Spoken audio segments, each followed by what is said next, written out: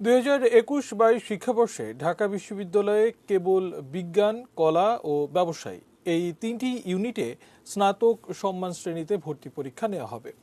সামাজিক বিজ্ঞান অনুষদভুক্ত ঘ ইউনিট ও চারুকলা অনুষদভুক্ত চ ইউনিটের পরীক্ষা নেওয়া হবে না। রোববার দুপুরে বিশ্ববিদ্যালয়ের ডিনস কমিটির এক বৈঠকে প্রাথমিকভাবে এই সিদ্ধান্ত হয়েছে। ঢাকা বিশ্ববিদ্যালয়ের উপাচার্য অধ্যাপক ডক্টর মোহাম্মদ আখতারুজ্জামান নিজেই কমিটির বৈঠকে এ প্রস্তাব দেন।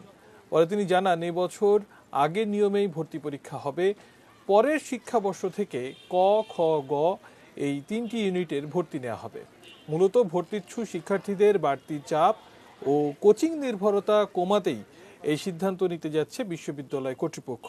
একাডেমিক কাউন্সিলের সভায় বিষয়টি চূড়ান্ত হবে।